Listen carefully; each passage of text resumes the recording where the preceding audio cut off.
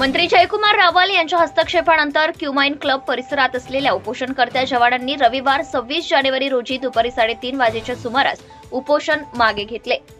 धुळे शहरातील जिल्हाधिकारी कार्यालयाच्या परिसरात गेल्या काही दिवसांपासून भारतीय सैन्य दलातील बडतर्फ करण्यात आलेल्या सैनिकांचे आमरण उपोषण सुरू होते।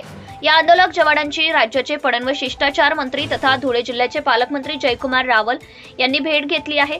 त्याचबरोबर त्यांच्या व्यथा जाणून घेत केंद्रीय संरक्षण मंत्र्यांची या संदर्भात भेट घेऊन या सर्व जवानांच्या व्यथा मांडणार असल्याचं आश्वासन देत या सर्व उपोषणकर्त्या जवानांना उपोषण मागे घेण्याची विनंती करण्यात आली आहे व तसेच मंत्री जयकुमार रावल यांच्या विनंतीला मान देत या सर्व उपोषणकर्त्या सैनिकांनी आपले आमरण उपोषण मागे घेतले आहे। मंत्री जयकुमार रावल यांच्या हातून या उपोषणकर्त्या जवानांनी ज्यूस पिऊन आपले उपोषण मागे घेतले आहे।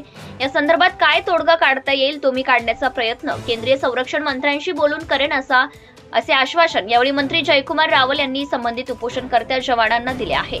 गेल्या आठवडाभरापासून एक्समॅनने आपल्या धुळे शहरामध्ये आपल्या धुळे शहरामध्ये आमरण उपोषण केलेलं होतं। आज तुमच्या उपस्थितीत त्यांचं उपोषण सोडण्यात आलेलं आहे। आता आपली भूमिका त्याच्यासाठी काय असेल?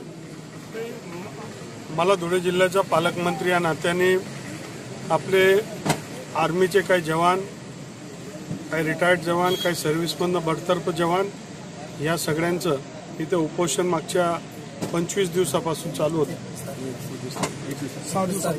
21 तारखेपासून चालू होतं आणि आपले जवान किंवा सामान्य माणूस कोणी उपोषण करतंय, काही त्याच्या बाबतीतल्या त्याचे व्यथा आहेत, नाराजगी आहेत, त्याच्यातनं मार्ग काढण्याचं काम लोकप्रतिनिधी आणि राज्याचं सरकारचा भाग म्हणून आमची आहे। मी त्यांना भेट दिली आणि सारे माझे परिचितच आहे। एक कार्यकर्ता म्हणून या सगळ्यांची माझे ऋणानुबंध आलेले आहेत। मी देशाचे संरक्षण मंत्री यांना स्वतः भेटणार आहे। यांचे जे काही किफायत अडचणी आहेत, त्यांचे जे काही समस्या आहेत या मी मांडणार आहे आणि यांच्या वेगवेगळ्या समस्या आहेत, वेगवेगळे केस टू केस आणि थोडंसं त्यातलं कधी कधी त्यांचं म्हणणं आहे आमच्यावर अन्याय झाला आणि त्याच्या माध्यमातून थोडीशी समन्वयाची भूमिका, तर सहानुभूतीची भूमिका आमच्याबद्दल असली पाहिजे होती। कारण 10-15 वर्ष त्यांनी मिलिटरीमध्ये काम केलं।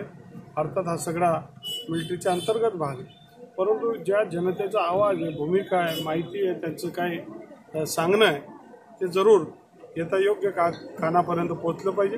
देशाच्या सर्वोच्च पदावर संरक्षण मंत्री बसले, त्यांच्या कानापर्यंत विषय टाकून ग्रीव्हन्स रिड्रेसल मेथड जी आहे, एखाद्याची समस्या असेल, अडचण असेल तर त्याला अडचण मांडण्याची सुद्धा एक न्यूट्रल भूमिका।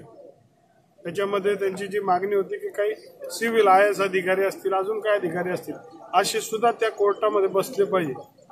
जर जो अधिकारी त्यांच्यावर कायदे कारवाई करतो तो जर करेल तर आमच्यावर अन्याय होता, अशी त्यांची भूमिका होती। त्या भूमिकामधनं काही मार्ग आहे का, काय पर्याय व्यवस्था आहे का, या संदर्भातली चर्चा करण्यासंदर्भात ही भूमिका मी मांडणार। Subscribe now and press the bell icon. Never miss an update.